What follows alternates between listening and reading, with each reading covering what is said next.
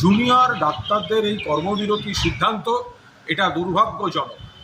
যখন supreme court পর্যন্ত বলেছেন কাজে যোগ দিতে, তারপরে এই সিদ্ধান্ত ভাবা যায় না।